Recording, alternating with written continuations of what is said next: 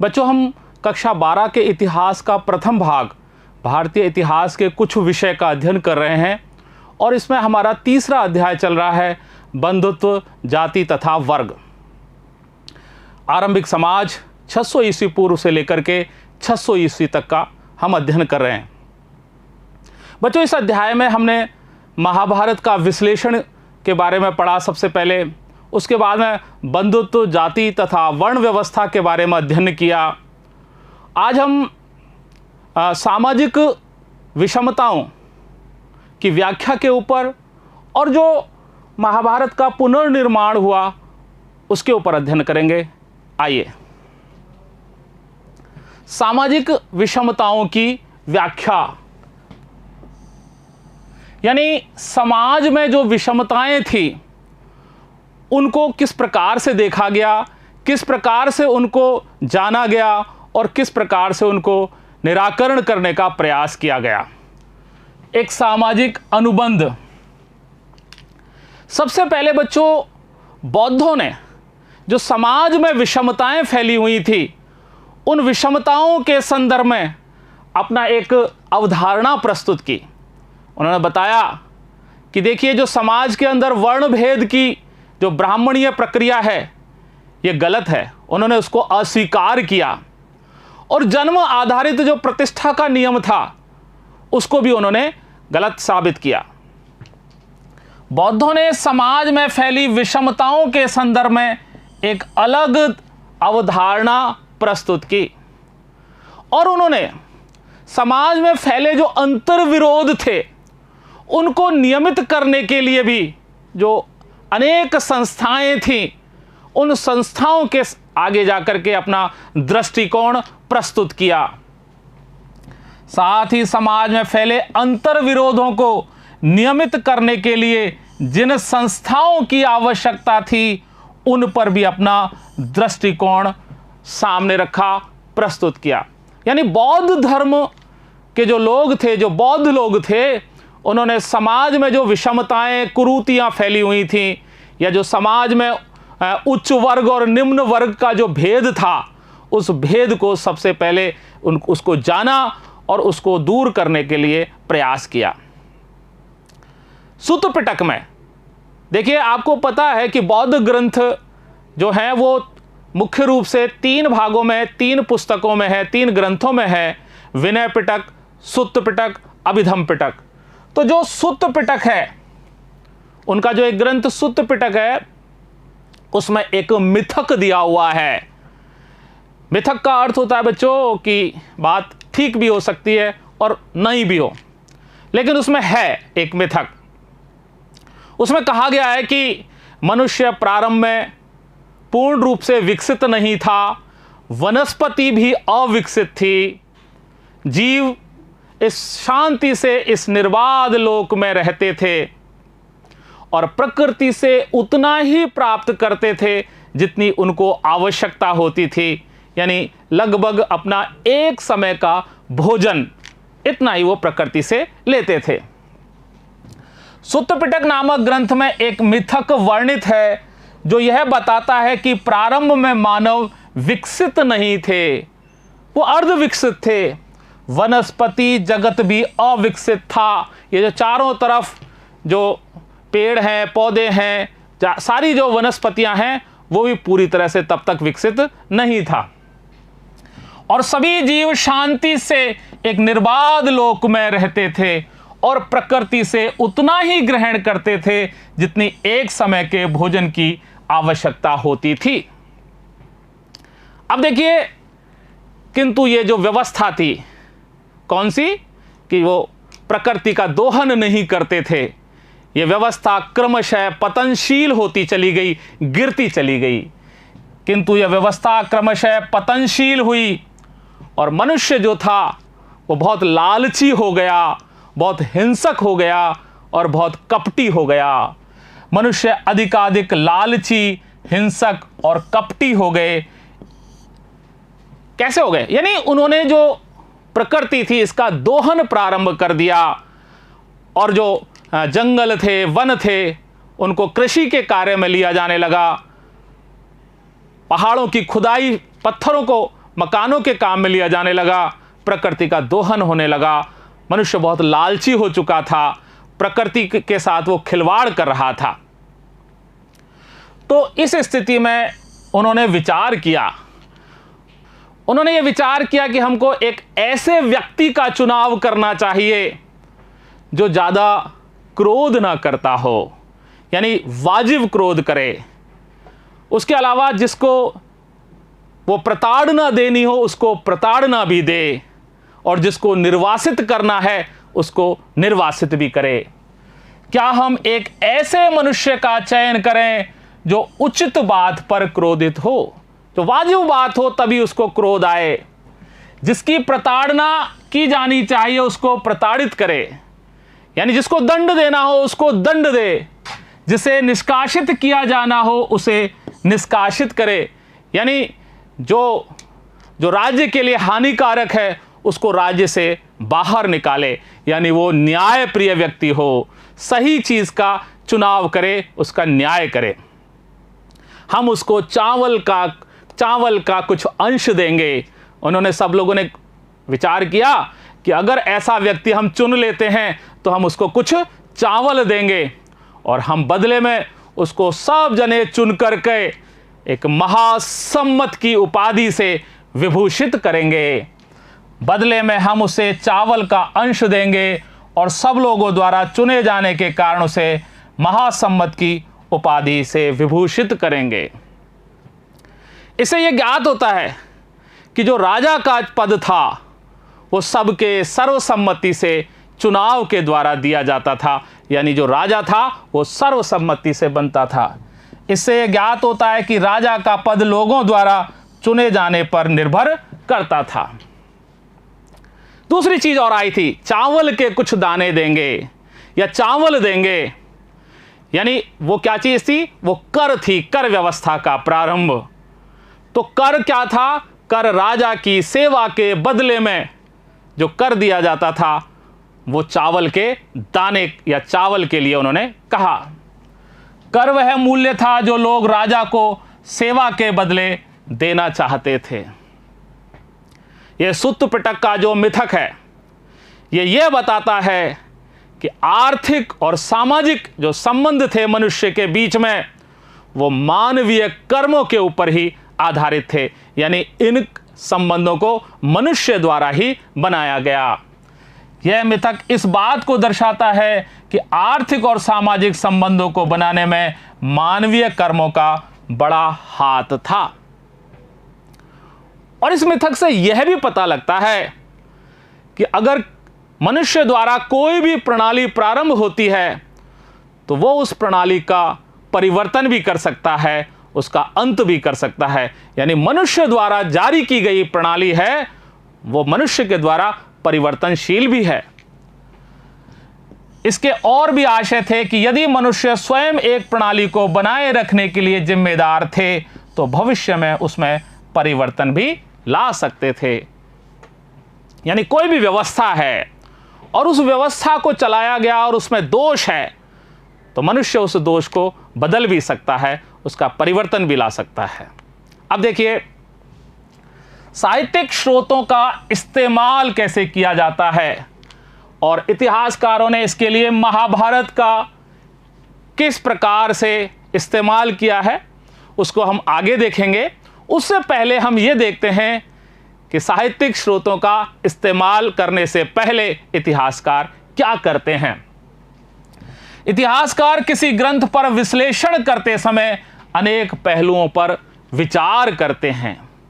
वो क्या क्या देखते हैं, वो उस ग्रंथ की भाषा देखते हैं, उस ग्रंथ का प्रकार देखते हैं, उस ग्रंथ के लेखक के बारे में विचार करते हैं, वो उस ग्रंथ के श्रोताओं की अभिरुचि को देखते हैं, वो उसके रचना काल को देखते हैं और रचना स्थल के बारे में भी जानकारी लेते हैं, तब वो ग्रंथ का पुनर्निर्माण करते हैं। अब सबसे पहला विषय है भाषा। वो ग्रंथ की भाषा देखते हैं कि ये जो ग्रंथ लिखा गया है वो किस भाषा में है। क्या वो स्थानीय भाषा में है, पाली, प्राकृत या तमिल भाषा में है जो स्थानीय स्तर पर बोली जाती थी। सबके द्वारा समझी जाती थी, अथवा वो क्लिष्ट संस्कृत भाषा में है जिसको कुछ ही लोग, पुरोहित लोग और कुछ खास वर्ग के लोग ही उपयोग में लेते थे और उसको जानते थे।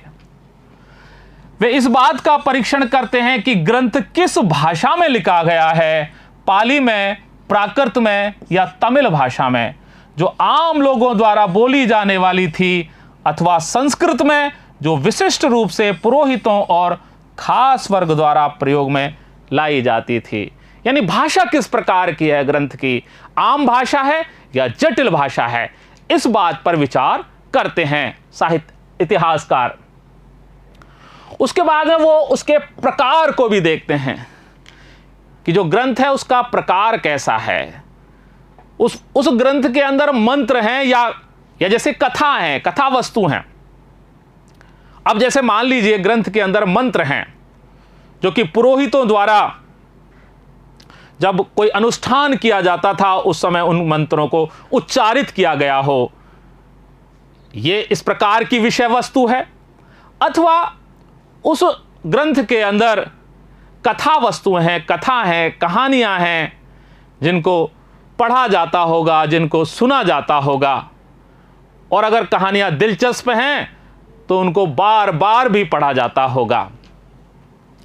वे ग्रंथ के प्रकार पर भी ध्यान देते हैं कि क्या ये ग्रंथ मंत्र थे जो अनुष्ठानकर्ताओं द्वारा पढ़े और उच्चारित किए जाते थे, अथवा ये कथा ग्रंथ थे जिन्हें लोग पढ़ और सुन सकते थे और दिलचस्प होने पर इन्हें दोबारा भी सुनाया जा सकता था। इसके साथ ही इतिहासकार उस ग्रंथ के लेखक पर भी विचार करते हैं कि वो जो उसका लेखक है वो उसके व्यवहार, उसके विचार कैसे हैं, उसका दृष्टिकोण कैसा है, जिससे उस ग्रंथ के बारे में पता लगता है। वे लेखक को भी जानने का प्रयास करते हैं जिसके दृष्टिकोण और विचारों ने ग्रंथों को रूप दिया है। इसके अलावा वो श्रोताओं को भी देखते हैं कि जो उस समय लेखक ने जब ग्रंथ लिखा तो सुनने वाले जो श्रोता थे उनकी अभिरुचि किस प्रकार की थी, और उस अभिरुचि के आधार पर भी वो उस काल का पता लगाते हैं, उस समय की लोगों की रुचियों का पता लगाते हैं। वे ग्रंथों के श्रोताओं का भी परीक्षण करते हैं क्योंकि लेखकों ने रचना करते समय श्रोताओं की अभिरुचियों का भी ध्यान रखा होगा। और जैसा कि अभी आया कि वो उस ग्रंथ के रचना काल का भी विचार करते हैं कि किस काल में यह ग्रंथ लिखा गया था, और रचना भूमि का भी विचार करते हैं कि यह कहां पर लिखा गया था, किस संस्कृति से ओतप्रोत है। वे ग्रंथ के रचना काल और उसकी रचना भूमि का भी विश्लेषण करते हैं। और देखिए, इन सब बातों का जायजा लेने के बाद ही उस ग्रंथ की विषय वस्तु के इतिहास के पुनर्निर्माण में उपयोग करते हैं वो। यानी सारी चीज़ों का पता लगाने के बाद में ये सब चीज़ें जब उनको पता लग जाती हैं तब उसकी कोई चीज़ को उठा करके उसकी किसी विषय वस्तु को इतिहास के पुनर्निर्माण के उपयोग में वो लाते हैं। इन सब मुद्दों का जायजा लेने के बाद ही इतिहासकार किसी भी ग्रंथ की विषय वस्तु का इतिहास के पुनर्निर्माण के लिए इस्तेमाल करते हैं। तो आप विचार कीजिए कि महाभारत जैसा जो जटिल ग्रंथ है उसका पुनर्निर्माण करना कितना मुश्किल रहा होगा, कितना कठिन रहा होगा। महाभारत जैसे जटिल ग्रंथ का पुनर्निर्माण कितना कठिन रहा होगा। अब देखिए, भाषा एवं विषय वस्तु। अब जो ग्रंथ की भाषा है उसको हम देखते हैं कि उस ग्रंथ की, महाभारत के बारे में हम बात करते हैं कि महाभारत की भाषा कैसी है और उसकी विषय वस्तु कैसी है। भाषा देखिए, जो महाभारत है उसका पाठ संस्कृत भाषा में है, यानी वो संस्कृत भाषा में लिखी हुई है। लेकिन महाभारत की जो संस्कृत है वो वेदों और जो स्मृतियां हैं या जो प्रशस्तियां हैं उनमें जो संस्कृत है उस संस्कृत की अपेक्षा काफ़ी सरल है। इससे यह निष्कर्ष निकलता है कि जो महाभारत का पाठ बहुत सारे लोगों ने किया होगा, बहुत सारे लोगों ने उसको पढ़ा होगा, बहुत सारे लोगों ने उससे सीखा होगा, क्योंकि उसकी संस्कृत अपेक्षाकृत अन्य संस्कृतों से काफ़ी सरल है। महाभारत का पाठ संस्कृत में है, किंतु महाभारत में प्रयुक्त संस्कृत वेदों और प्रशस्तियों, जैसे प्रयाग प्रशस्ति थी, उसकी संस्कृत से कहीं अधिक सरल है। अतः संभव है कि इस ग्रंथ को व्यापक स्तर पर समझा जाता था, यानी लोग इसको, बहुत सारे लोग इस ग्रंथ को समझ जाते थे। यह इसकी भाषा की बात करी। अब देखिए इसकी विषय वस्तु को देखते हैं, महाभारत की विषय वस्तु को। इतिहासकारों ने इसकी विषय वस्तु को दो भागों में बांटा है, एक आख्यान और एक उपदेशात्मक। आख्यान का मतलब है कहानी, कहानी के रूप में कहना, और उपदेशात्मक का मतलब शिक्षा देना, ज्ञान देना। इतिहासकार इस ग्रंथ की विषय वस्तु को दो मुख्य शीर्षकों में रखते हैं, एक तो आख्यान, कहना या कहानी, और दूसरा उपदेशात्मक। जो आख्यान है, आख्यान का मतलब मैंने आपको बताया कि कहानी कहना, और जो उपदेशात्मक है, जो उपदेश हैं, उन उपदेशों में समाज का जो सामाजिक आचार विचार हैं, उनके मानदंडों का चित्रण किया गया है। आख्यान में कहानियों का संग्रह है और उपदेशात्मक में सामाजिक आचार विचारों के मानदंडों का चित्रण किया गया है कि समाज में कैसे आचार हैं, कैसे विचार हैं, उनके किस प्रकार के मानदंड हैं, इनको उपदेशात्मक जो उसका भाग है, जो अंश है, उसके अंदर वर्णित किया गया है। इसके अलावा देखिए, ये जो आख्यान और उपदेशात्मक हैं, ये दोनों एकांकी हैं, नहीं एकांकी नहीं हैं। यानी जहां आख्यान है वहां उपदेशात्मक भी है, और जहां उपदेशात्मक है वहां आख्यान भी है। यानी जहां आख्यान है उनमें उपदेश भी दिए हुए हैं, और जहां उपदेश है वहां आख्यान भी है। कहानियों के साथ साथ उपदेश भी है और उपदेशों के साथ साथ कहानियां भी हैं। यद्यपि यह विभाजन पूरी तरह से एकांकी नहीं है, ऐसा नहीं है कि कहानी कहानी है या उपदेश ही उपदेश है। आख्यानों में समाज के लिए सबक है और उपदेशात्मक अंशों में कहानियां हैं। अब देखिए, महाभारत का जो उपदेश वाला भाग आपको चित्र के द्वारा दिखाया गया है, यह चित्र जो है वो कई बार चित्रों में, मूर्ति कलाओं में दिखाया जाता है, जिसमें श्री कृष्ण अर्जुन को उपदेश दे रहे हैं।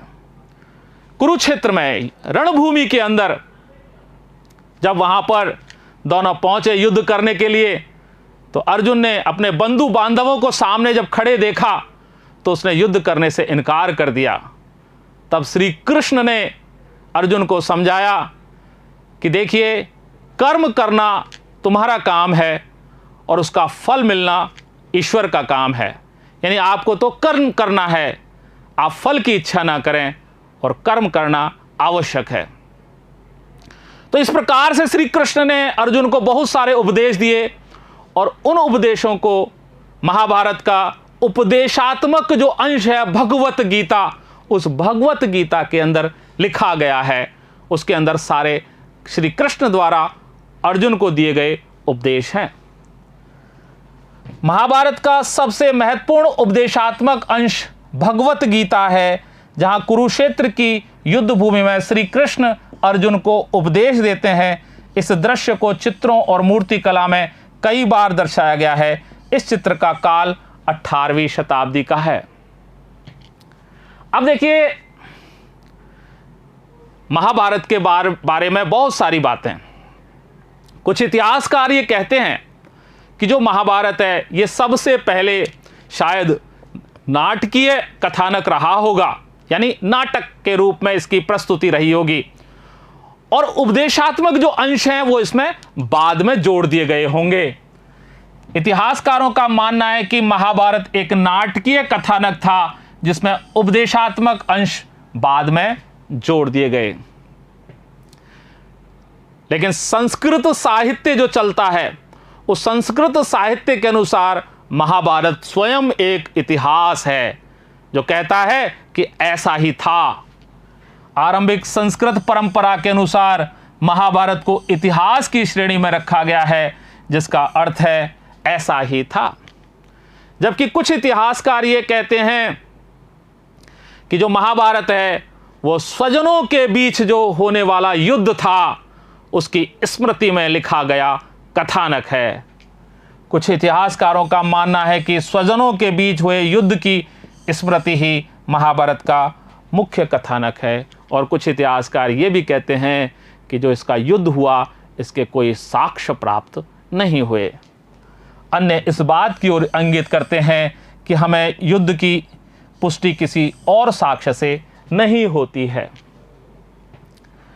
अब देखिए लेखक यानी महाभारत को किसने लिखा और तिथियां यानी इसमें क्या क्या हुआ इसके बारे में वर्णन है। लेखक एक या कई, एक ने लिखा या कईयों ने लिखा, और तिथियां देखिए श्री गणेश जी को बताया गया है महाभारत गणेश जी के द्वारा लिखी गई थी। ऐसा कहते हैं कि वेद व्यास जी ने महाभारत को बोला और गणेश जी ने उसको लिखा, लिपिक का कार्य किया। महाभारत लिखने के लिए जब वेद व्यास जी ने गणेश जी से कहा कि आप महाभारत लिखिए मैं बोलता हूं, तो ऐसा कहा जाता है कि गणेश जी ने कहा कि भाई मेरी कलम रुकनी नहीं चाहिए, मैं लगातार लिखूंगा। वेद व्यास जी ने कहा कि ठीक है आप लगातार लिखना, लेकिन आपको लिखना तभी है जब आपके बात समझ में आ जाए, उससे पहले नहीं लिखना है। गणेश जी इस बात के लिए तैयार हो गए। तब वेद व्यास जी श्लोक बोलते, गणेश जी उसको समझते और लिखते, तब तक वेद व्यास जी दूसरे श्लोक का निर्माण कर लेते थे। इस प्रकार से महाभारत की रचना हुई, ये लिखी गई। ये परंपरा के अनुसार व्यास जी ने इस ग्रंथ को श्री गणेश जी से लिखवाया था। ये जो चित्र है ये महाभारत के फारसी अनुवाद का है। जब महाभारत का फारसी भाषा में अनुवाद किया गया था 1740 से 1750 के बीच में, तब उस फारसी अनुवाद में से लिया गया चित्र है। यह ग्रंथ किसने लिखा था? अब इस ग्रंथ की रचना के बारे में हम क्रमोत्तर देखते हैं। देखिए सबसे पहले ऐसा माना जाता है कि इसकी जो मूल कथा थी वो जो भाट लोग जाते थे, भाट सारथी जिनको सूत कहा जाता था, उनके द्वारा इसकी मूल कथा का रचना हुई। उन्होंने इसकी मूल कथा को जाना, लिखा। संभवतः मूल कथा के रचयिता भाट सारथी थे जिन्हें सूत भी कहा जाता था। ये जो भाट थे ये क्षत्रिय योद्धाओं के साथ में रणभूमि में जाते थे और वहां उनकी विजय और उपलब्धियों की कविताएं लिखते थे, सुनाते थे। ये भाट क्षत्रिय योद्धाओं के साथ युद्ध क्षेत्र में जाते थे और उनकी विजय और उपलब्धियों के बारे में कविताएं लिखते थे। बाद में इसका प्रेषण महाभारत का मौखिक रूप से आगे होता चला गया। इन रचनाओं का प्रेषण मौखिक रूप से फिर आगे हुआ, लेकिन जैसे ही 500वीं ईस्वी पूर्व आई तब ब्राह्मणों ने इस कथानक पर अधिकार कर लिया और उसके बाद में उन्होंने इसको लिखा। 500वीं शताब्दी ईस्वी पूर्व से ब्राह्मणों ने इस कथा परंपरा पर अपना अधिकार कर लिया और फिर इसको लिखा। यह वो समय था जब कुरु और पांचाल, जिनके इर्द गिर्द महाभारत की एक कहानी घूमती है, वो सरदारियों से राजवंश में परिवर्तित हो रहे थे। यह वह समय था जब कुरु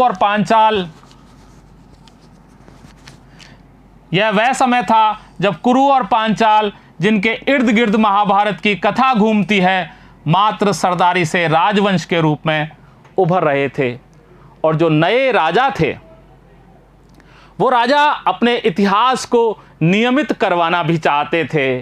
ये नए राजा अपने इतिहास को अधिक नियमित रूप से लिखना चाहते थे। तो जब नए राज्यों की स्थापना होने लगी तो उसमें जो उथल पुथल हुई, उस उथल पुथल में जो सामाजिक परंपराएं थी वो नए दृष्टिकोणों में बदलने लगीं, और इसकी जानकारी हमको महाभारत में भी कई स्थानों पर मिलती है। यह भी संभावना है कि नए राज्यों की स्थापना से होने वाली उथल पुथल के कारण पुराने सामाजिक मूल्यों के स्थान पर नवीन मानदंडों की स्थापना हुई, जिसका इस कहानी के कुछ भागों में वर्णन किया गया है। अब देखिए, 200 ईस्वी पूर्व से लेकर 200 ईस्वी तक का जो काल था, जिसमें भगवान विष्णु की आराधना प्रमुख हो गई थी। ऐसा माना जाता है कि भगवान श्री कृष्ण जो महाभारत के प्रमुख नायक थे, उनको विष्णु का अवतार ही थे। 200 ईस्वी पूर्व से 200 ईस्वी के बीच जब विष्णु देवता की आराधना प्रभावी हो रही थी, इस महाकाव्य के महत्वपूर्ण नायक श्री कृष्ण को विष्णु का अवतार ही बताया जा रहा था। फिर कालांतर में 200 से 400 ईस्वी तक इसका जो कथानक था, मूल कथानक था, उसके अंदर मनुस्मृति से उपदेशात्मक अंशों को इसमें जोड़ दिया गया। कालांतर में 200 से 400 ईस्वी के बीच मनुस्मृति से वृहत उपदेशात्मक प्रकरण महाभारत में जोड़ दिए गए, और इन सब को जोड़ने के बाद में, इन परिवर्तनों के बाद में, महाभारत जो कि प्रारंभ में केवल मात्र 10,000 श्लोकों से भी जिसमें कम थे, लगभग 8,800 के आसपास श्लोक थे, उसके अंदर लगभग 1,00,000 श्लोक हो गए। इन सब परिवर्तनों के कारण यह ग्रंथ जो प्राथमिक रूप में 10,000 श्लोकों से भी कम का रहा होगा, बढ़कर 1,00,000 श्लोकों वाला हो गया। लेकिन चाहे इसकी रचना के बारे में कितनी भी बातें हों, साहित्यिक परंपरा के हिसाब से तो इसकी रचना ऋषि व्यास के द्वारा, वेद व्यास जी के द्वारा की गई है। साहित्यिक परंपरा में इस वृहद रचना के रचयिता ऋषि व्यास ही माने जाते थे। इस प्रकार से बच्चों, हमने आज सामाजिक विषमताओं की व्याख्या का अध्ययन किया और महाभारत की पुनर्रचना के बारे में भी देखा। अब हम यहीं विराम लेते हैं और अगले भाग में सदृश्यता की खोज के साथ साथ महाभारत के पुनर्निर्माण के बारे में अध्ययन करेंगे। धन्यवाद।